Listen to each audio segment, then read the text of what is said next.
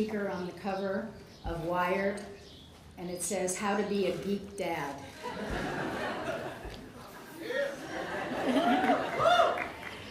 Sarah Lawrence doesn't always select an alumni speaker at commencement.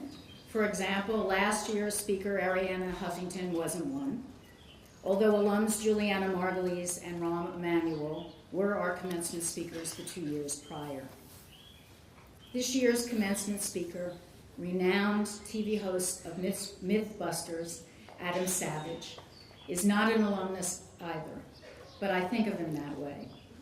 As John Hill said, Adam's career seems so to closely parallel the careers of so many Sarah Lawrence graduates in their invention and reinvention, mastery of disparate crafts and skills, and cognitive flexibility. I suppose one could argue that many of our alums also qualify as Mythbusters in their own way too. The similarities between our speaker's life and the lives of so many SLC grads I know are so striking, in fact, that when I read his bio, I asked our Alumni Relations Office to double check and make sure he did not attend SLC. But no, they told me Adam spent 6 months at NYU's Tisch School of the Arts and then decided to leave.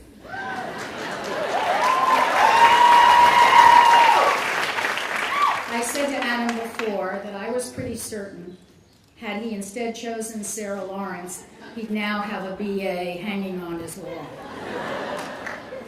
In any event, while we can't give Adam official alumni status, I'm hereby granting him, by executive decree, unofficial alumni status. And Adam, that means you're invited to reunion next month and allowed to make big gifts to the college.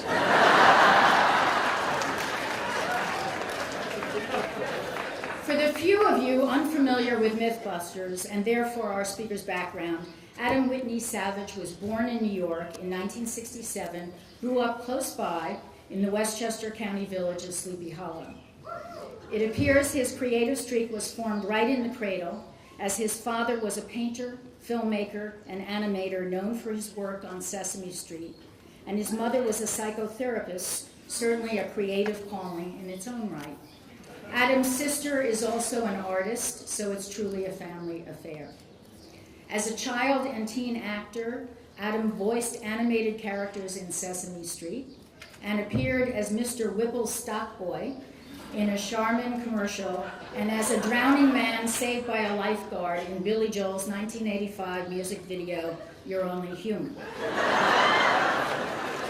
But the joys of acting were soon surpassed by those of hands-on envisioning, creating, and doing, with gigs ranging from being in special effects at George Lucas's Industrial Light and Magic to graphic design, animation, carpentering, welding, electronics, teaching in the Industrial Design Department at San Francisco's Academy of Art University, set design, fine art painting and sculpting, robot building, toy design, costume making, film and stage special effects, and model making for upward of 150 TV commercials and film productions.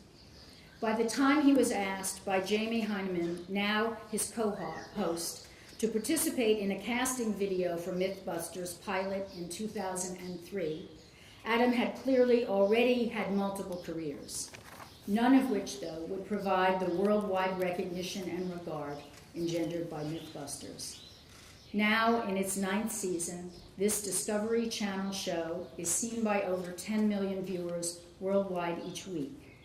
Adam has guest edited and appeared on the cover of Popular Science and Wired, has been named an honorary member of Sigma Chi, the Scientific Research Society, and received an Outstanding Lifetime Achievement Award in Cultural Humanism from the Harvard Secular Society. With its tradition to have a carafe of water for our speaker, today we have to offer something more appropriate for Adam. So should you get thirsty, please enjoy, I have my props here, a liter of Coke and a tin of Mentos.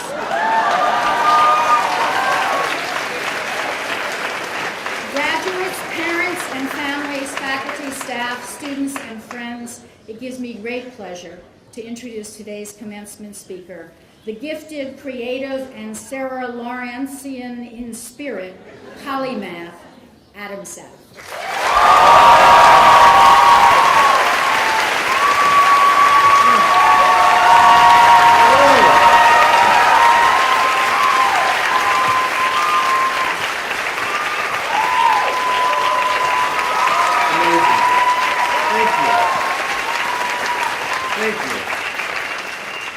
President Lawrence, Chairman Hill, Board of Trustees, faculty and staff of Sarah Lawrence College, I am humbled and honored that you would have me here to participate in this august and amazing occasion. To the graduating class of 2012, I say congratulations. To your friends and family, brothers and sisters, and most importantly, your parents, I also offer my heartfelt congratulations. Well done, everyone.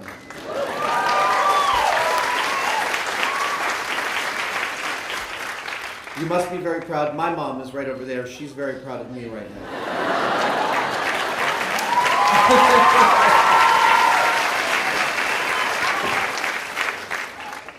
I'm old and I didn't print this big enough, so you're going to have to see it.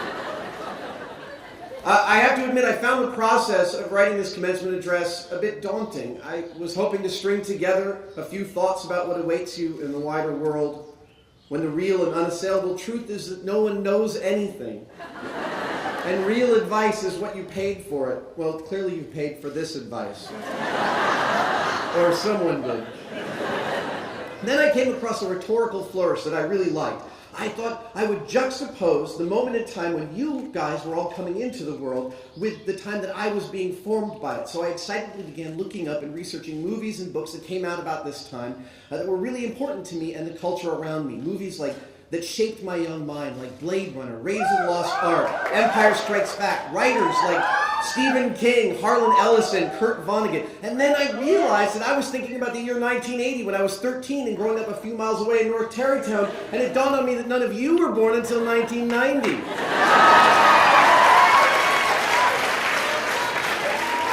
Then I felt old and I couldn't write anything for a few days. I started to imagine what I, a college dropout, might have to say to a large gathering of precisely the opposite. Why I was invited to be here. I don't even know what I want to be when I grow up. This is the first cruel question, right, that adults ask children. What do you want to be when you grow up? It's a lot of pressure to specialize so early. And of course, we're at Sarah Lawrence, famous as a liberal arts college both in name and politics. I heard you have a Republican here. Congratulations. I'd suggest another term for the educational philosophy here, a foundational education. A foundation, a broad base, a platform from which to launch an idea, a building, a movement, a way of thinking, a generational shift.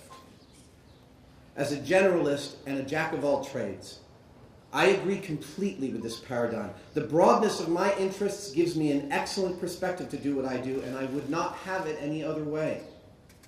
I spent an inordinate amount of my 20s thinking the opposite, thinking that I was too unspecialized, too old to make a splash as a young man to be an enfant terrible. I decried and derided all of the skills that I had serially picked up, billiards, juggling, unicycling. None of this helped me meet girls. Acting and sculpture, well, kind of. I never got excellent at any one of them. I got just good enough. What a waste of time was the way I thought about it. But I got over that. Two things happened. One, I learned that my incessant skill gathering gave me a distinct and unexpected benefit. The benefit of context. When you're an expert in one thing, your lens on the world is often limited to that of your field. This is, of course, illuminating in important ways, but can also be restricting. When solving a problem as a generalist, or to use a more arcane term, a polymath, I can compare the many fields that I've dabbled in, the techniques, their philosophies, the ways in which they alter the lens through which I see things, and I can gain a literal perspective on the problem that I'm solving. This turns out to be the exact reason for my success in both film special effects and eventually in Mythbusters. Steve Martin, in his autobiography, Born Standing Up, has a fantastic quote. He says he runs into someone at the beginning of his career and they tell him, "You will eventually use everything you've ever learned." This is entirely true. The other thing that happened to me is that I learned how to work hard. Like, bust my ass hard. There are few things that will get you over your own crap than working really, really hard.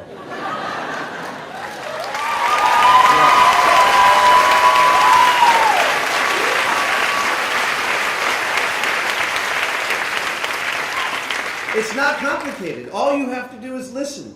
Listen to what you've been asked to do. Listen to what's going on around you. Learn how the piece of the project you're working on fits into the bigger picture. Learn how you fit in. Pay attention.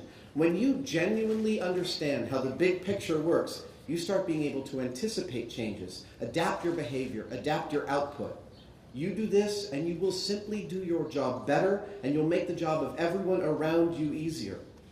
This is actually my one regret, that I did not know how to work hard until my mid-20s and to truly bust my butt.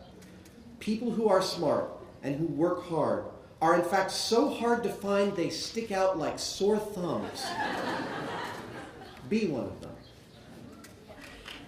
What else can I tell you?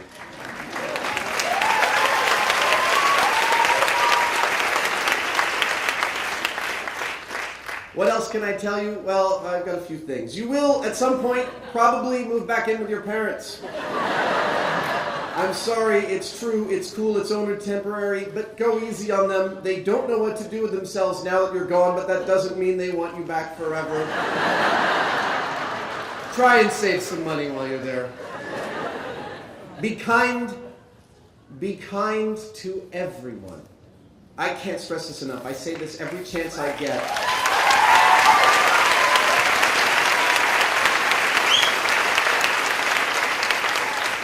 Kindness will pay you back inestimable dividends. Don't believe me? I will wager at some point that you will have the opportunity to work for someone who used to be your assistant or hire someone who used to be your boss. Both have happened to me. Don't work for fools. It's not worth it. Getting paid less to work for people you like and love and believe in is so much better for you and your career in the long run.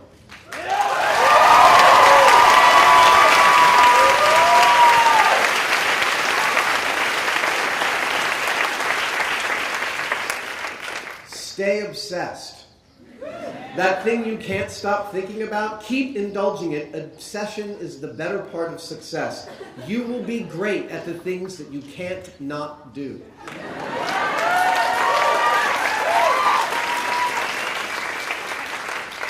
Be willing to be wrong. I've heard a bunch of this today so far. Don't fight for your idea just because you want the credit.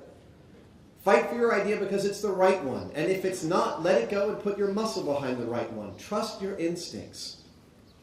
Take yourself with a grain of salt. A really big grain of salt. Think about yourself at 17, 5 some odd years ago. Think about what you thought college would be like. What you expected yourself to be like. Now, look at yourself. I'm going to hazard a guess that things didn't turn out like you thought they would. This process will repeat itself ad nauseum throughout your entire life.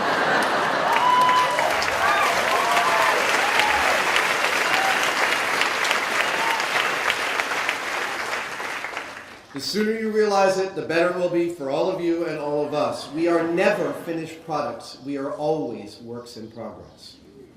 Finally, the friends around you now. These people you're graduating with, who saw you and fell in with you while you were still molten, being forged in the crucible of emancipation. These are some of the most intimate relationships you will ever have because nobody knows you like the people who know you right now. I'm sorry to tell you that you will hurt people that you love and that you will help people you detest. This is called being a human, and it happens to everyone, whether you like it or not. Nobody escapes. Finally. I wrote finally twice.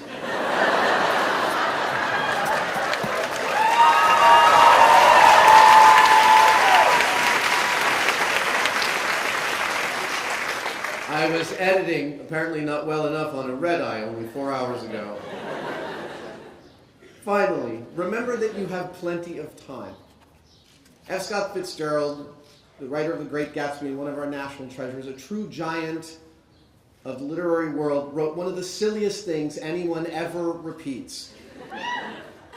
He wrote the inane quote that there are no second acts in American lives, and this is insane. If there's one thing that typifies the American experience, it's that reinvention and rebirth are intrinsic to it. There are not only second acts, there are third acts, fourth acts, finales, curtain calls. Raymond Chandler did not write a single word of fiction until his 40s. Julia Child learned to cook at 40. Clint Eastwood directed his first film at 41. Don't be afraid to be a late bloomer repeatedly.